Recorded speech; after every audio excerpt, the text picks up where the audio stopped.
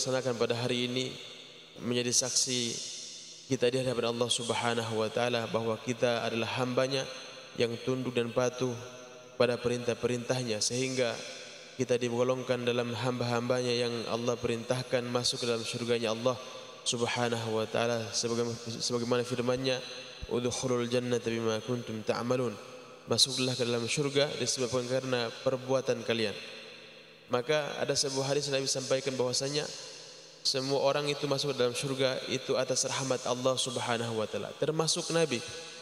Maka sahabat bertanya, walaupun engkau ya Rasulullah? Iya, walaupun saya.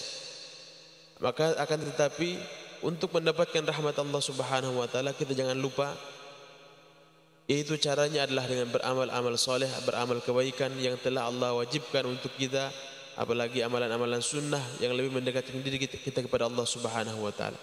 Maka perkara-perkara yang Allah wajibkan kepada hambanya adalah sarana untuk mendekatkan diri kepada Allah Subhanahu wa taala. Maka salat yang 5 waktu wajib yang Allah wajibkan setiap harinya, Ramadan ini setiap tahunnya, zakat juga setiap tahunnya, kemudian haji bagi yang mampu, itu adalah amalan-amalan yang bisa mendekatkan diri kita kepada Allah Subhanahu wa taala. Dan memang kebaikan-kebaikan tersebut kalau continue kita laksanakan, istiqomah kita lakukan, maka otomatis akan membangun nilai-nilai kemuliaan pada diri kita.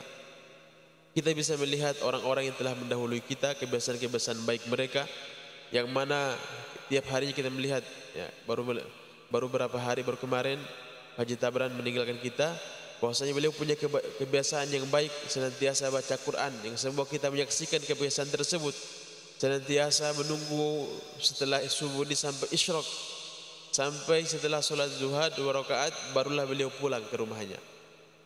Dan Masya Allahnya lagi kita bisa perhatikan di akhir-akhir sebelum beliau wafat ini ataupun sebelumnya kita tidak tahu, beliau senantiasa puasa Senin Kamis dan sering berbuka di sini. Masya Allah. Dan yang paling lebih mantap lagi itu beliau senantiasa lebih awal datang ke masjid daripada yang lain. Kalau kita datang ke masjid melihat orang pertama, beliaulah orang pertama masuk ke masjid. Dan beliaulah membangunkan muadzin untuk siap-siap yang membuka pagar masjid kita. Dan itu kebiasaan-kebiasaan baik yang akan terekam dalam pikiran kita, dan itu akan menjadi perbincangan hangat di tengah-tengah kita, dan itu semua akan menjadi pahala buat beliau. Maka hadirin, Nabi melarang kita untuk membicarakan keburukan-keburukan orang yang telah wafat, karena itu akan berpengaruh kepada orang tersebut di kuburnya. Suatu ketika malaikat pernah menyiksa daripada salah satu jenazah, dikisahkan, maka ketika ada satu waktu malaikat berhenti menyiksa jenazah tersebut. Maka bertanyalah jenazah itu kepada malaikat, ya wahai malaikat, kenapa engkau berhenti menyiksa saya? Padahal saya ini banyak dosa. Maka dijawablah, ada karena istighfar anakmu. Karena ada yang memohonkan ampun kepada engkau, maka engkau diampunkan daripada dosamu. Sebab itu saya diperintahkan untuk berhenti menyiksamu.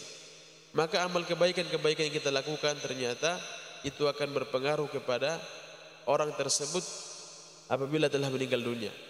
Maka kata Nabi, semua amalan itu terputus kecuali 3 perkara: sedekahun jariyah, ilmu yang bermanfaat, dan anak yang soleh yang senantiasa mendoakan.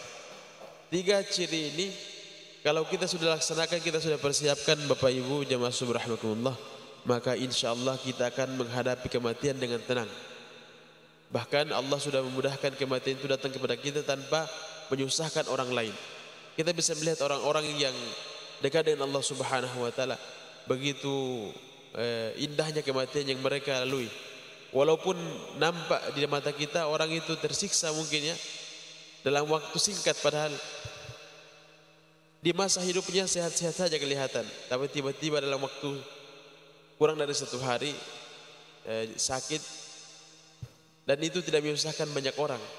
Itu bukti bahwasanya orang tersebut insyaallah kebaikannya diterima oleh Allah Subhanahu wa taala.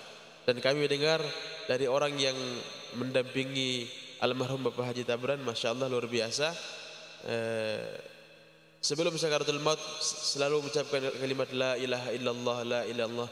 Kemudian istighfar juga beliau ucapkan. sampai lidah beliau kaku tidak bisa lagi mengucapkan, disitulah sakaratul dan nyawa beliau pun lepas. Maka hadirin, itulah yang kita harapkan dalam hidup kita, yaitu husnul khatimah, penutup kebaikan, penutup mati yang baik. Dan Nabi sampaikan, man akhiru kalamihi la ilaha illallah dakhalal jannah. Barang siapa di akhir ucapannya adalah kalimat la ilaha illallah, maka kata Nabi pasti masuk surga. Maka itu yang kita harapkan dalam kehidupan kita. Kita hidup dalam keadaan baik, mati pun dalam keadaan baik. Maka hadirin, ini perlu menjadi cita-cita kita semua. Jangan sampai kita hanya bercita-cita kita hidup enak tapi lupa cara mati yang enak, sehingga ini akan membuat kita tersiksa. Maka hadirin jamaah subuh rahimakumullah, ada pernah kami sampaikan bahwasanya perkataan Imam Syafi'i rahimahullah, bahwasanya beliau katakan begini, wahai anak Adam, ketika engkau lahir, engkau dalam keadaan menangis, sedangkan orang-orang sekelilingmu dalam keadaan tertawa bahagia. Maka buatlah amal soleh yang banyak, buatlah kebaikan-kebaikan, sehingga engkau akan mati dalam keadaan tersenyum, walaupun orang-orang sekelilingmu dalam keadaan menangis. Ini yang kita harapkan dalam kehidupan kita. Jamaah subuh rahimakumullah, karena memang kebaikan itulah yang akan mendampingi, yang setia menemani kita, dan harta yang telah kita infakkan di jalan Allah Subhanahu wa taala di tempat-tempat orang yang membutuhkan, itulah yang akan menjadi teman kita kelak berjumpa dengan Allah Subhanahu wa taala. Sedangkan yang masih tersimpan di rekening kita, di saldo kita, di dompet kita, di brankas kita, itu belum tentu menjadi milik kita. Kalau anak-anak kita anak yang soleh, maka ketika kita meninggal dunia, harta tersebut dimanfaatkan di tempat-tempat yang baik, maka kita pun akan mendapatkan bagian pahalanya. Tapi kalau anak kita anak yang toleh, naudzubillah, maka akan dimanfaatkan di foya-foya, dijadikan tempat maksiat, maka naudzubillah, kita pun akan mendapatkan bagian dosanya. Kenapa? Karena kita memfasilitasi mereka. Naudzubillah min dzalik. Maka hadirin jamaah subuh rahimakumullah, penting bagi kita semua untuk mempersiapkan mati yang enak. Kalau hidup enak kita semua sudah tahu caranya untuk cari dapatkan hidup enak. Yang perlu kita siapkan adalah mati yang enak. Bagaimana caranya? Buat kebiasaan-kebiasaan baik dalam hidup kita, sehingga dengan kebiasaan-kebiasaan tersebut akan menghantar kita menghadap Allah Subhanahu wa taala dalam keadaan husnul khatimah. Karena memang husnul khatimah itu adalah penutup yang baik. Bagaimana menutup yang baik kalau kebiasaan baik tidak dibangun? Maka kebiasaan-kebiasaan baik dibangun dalam hidup kita. Kita biasakan sholat sunnah, kita biasakan puasa sunnah. Hal-hal tersebut kelihatannya mungkin sunnah, akan tetapi kebiasaan-kebiasaan baik itulah akan menghantar kita kepada husnul khatimah. Dan hadirin jamaah subuh rahimakumullah, yang paling terpenting adalah senantiasa hati kita sangka baik kepada seluruh manusia.